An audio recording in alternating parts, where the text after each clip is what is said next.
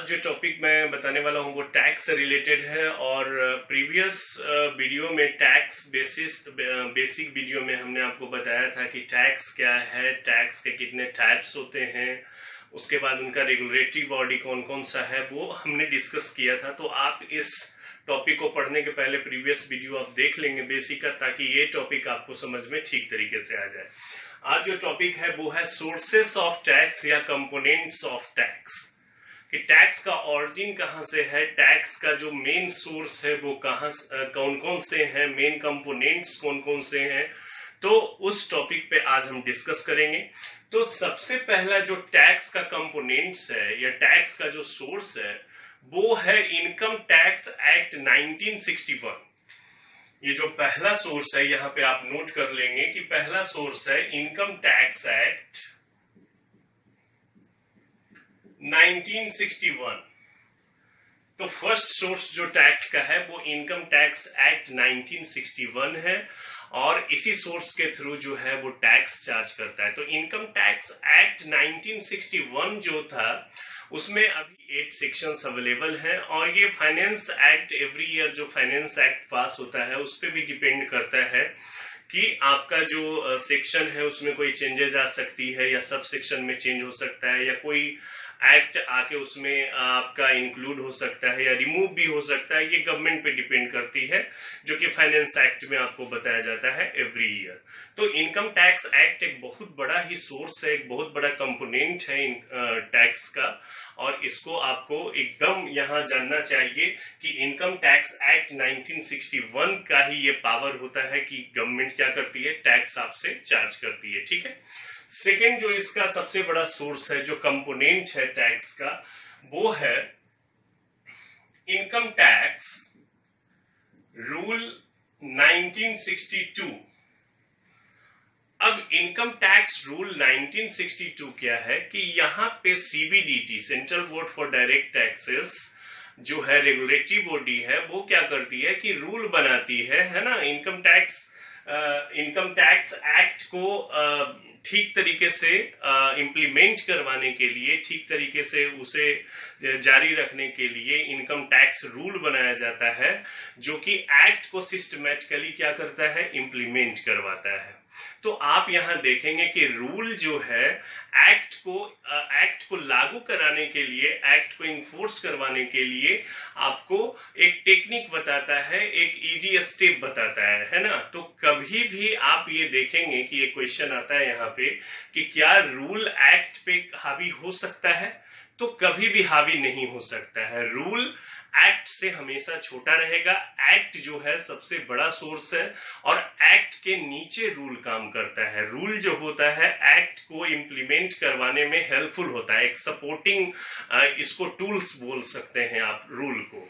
तो ये income tax rule जो कि 1962 का है, ये आपको हेल्पफुल होता है इनकम टैक्स एक्ट को इम्प्लीमेंट करवाने के लिए, और ये भी एक बहुत ही बड़ा सोर्स होता है इनकम टैक्स एक्ट का। ठीक है। इसमें थर्ड जो सोर्स है आपका, जो कंपोनेंट है टैक्स का, वो है द फाइनेंस एक्ट, जो कि बहुत ही इंपॉर्टेंट सोर्स है, द फाइनेंस एक्ट। अब फाइनेंस एक्ट के बारे में आपको जानकारी होगी कि every year finance minister of India parliament में बजट स्पीच देते हैं, और बजट स्पीच का 2 पार्ट होता है, part A and part B. Part A में आपको डिफरेंट प्लानिंग है ना, डिफरेंट प्लानिंग, इंफ्रास्ट्रक्चरल प्लानिंग, बहुत सारी प्लानिंग होती है पार्ट ए में, उसका डिस्कस करते हैं वहां पे फाइनेंस मिनिस्टर। और पार्ट बी जो होता है वो टैक्स रिलेटेड होता है कि किसको टैक्स के दायरे में लाया जाएगा, टैक्स का रेट क्या होगा, कहां से सोर्स आएगा, ये सारा डिस्कशन पार्ट बी का होता है। तो आप देखेंगे कि पार्ट ए और पार्ट बी का जब डिस्कशन हो जाता है तो पार्लियामेंट इसको अप्रूव करती है।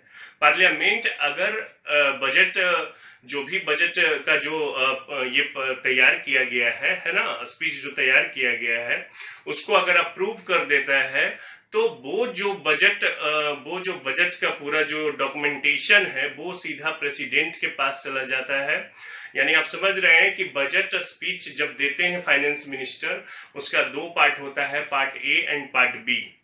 दोनों पार्ट ए और पार्ट बी का डिस्कस करने के बाद वहां पे पार्लियामेंट से वो बजट अप्रूवल होगा, और अप्रूवल होने के बाद वो प्रेसिडेंट के यहाँ चला जाता है फाइनल अप्रूवल के लिए, फाइनेंस एक्ट बनने के लिए। और अगर प्रेसिडेंट ने उस पे मुहर लगा दिया, उस पे अप्रूवल दे दिया, स्वीकृति दे दी, तो वो जो बजट स्पीच है, वो जो बजट डॉक्यूमेंटेशन है, वो फाइनेंस एक्ट में कन्वर्ट हो जाता है। तो एवरी ईयर आपको फाइनेंस एक्ट देखने को मिलेगा। इसीलिए जब भी आप टैक्स पढ़ते हैं तो एवरी ईयर जो अमेंडमेंट्स होते रहते हैं फाइनेंस एक्ट के थ्रू, तो उसको आपको जरूर पढ़नी चाहिए ताकि आप अप टू डेट रहें। ठीक है, तो फाइनेंस एक्ट बहुत ही इंपॉर्टेंट सोर्स है टैक्स का, इसको आपको बखूबी ध्यान रखना चाहिए। इसी में फोर्थ जो सोर्स है वो है सर्कुलर्स एंड नोटिफिकेशन।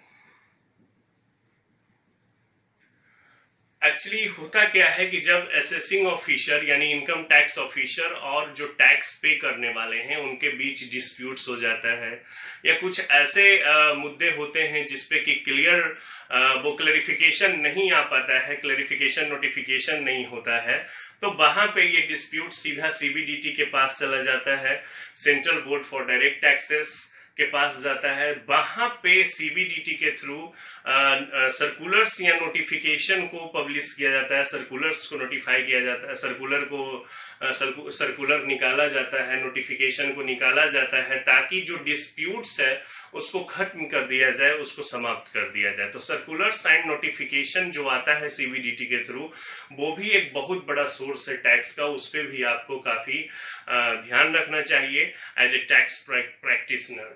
ठीक है, नेक्स्ट जो सबसे लास्ट आपको है वो है केस लॉ स्टडी।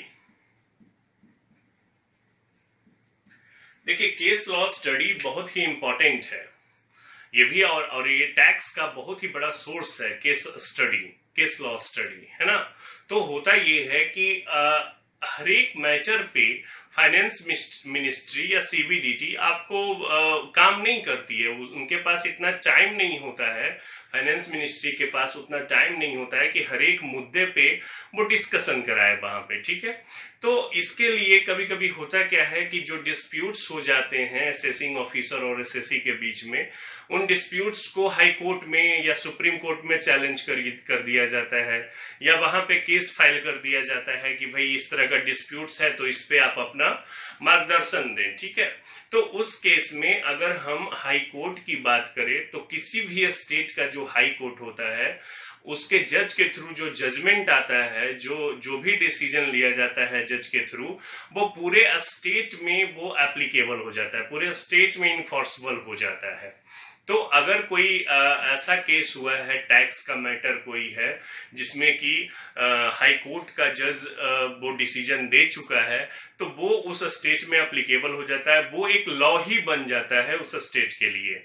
और अगर कोई ऐसा मामला है जो कि सुप्रीम कोर्ट में वो सुप्रीम कोर्ट में गया हुआ है और सुप्रीम कोर्ट के जो जजेस हैं वो ऐसा ये जजमेंट दिया है, वो डिसीजन दिया है, तो वो पूरे ऑल ओवर इंडिया पे इन्फोर्सेबल हो जाते हैं। जैसा कि आप जानते हैं कि सुप्रीम कोर्ट इंडिया का सबसे बड़ा कोर्ट है और उसके थ्रू जो जजमेंट आएगा वो पूरे ऑल ओवर इंडिया पे क्या होगा, इन्फोर्सेबल हो जाएगा, है ना।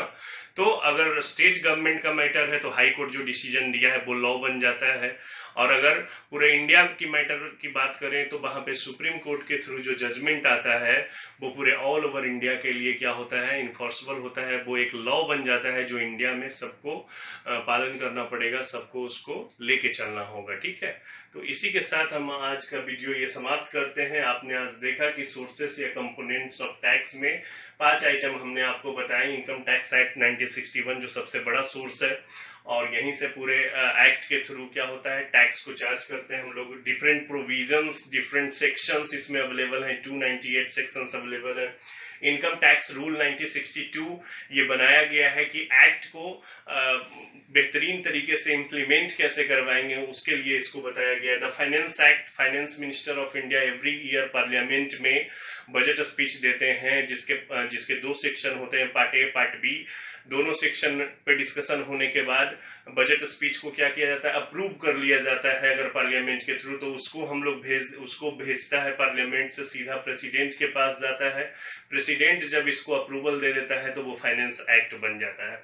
सर्कुलर एंड नोटिफिकेशन, तो सीबीडीटी समय समय पर सर्कुलर्स एंड नोटिफिकेशन जारी करता है। अगर कोई डिस्प्यूट्स होता है तो उसके अगेंस्ट में ये सर्कुलर्स एंड नोटिफिकेशन वहां पे निकालते हैं और डिस्प्यूट्स को खत्म करते हैं। नेक्स्ट था केस लॉ स्टडी, जो कि कोर्ट के थ्रू कोई भी डिसीजन आता है, चाहे वो हाई कोर्ट हो in case of a state, और अगर वो सुप्रीम कोर्ट है इन केस ऑफ कंट्री, तो वहां पे जो भी डिसीजन लिया जाएगा वो लॉ बन जाएगा और वो भी एक सोर्स होता है टैक्स का। तो आज के लिए हम इतना ही रखते हैं।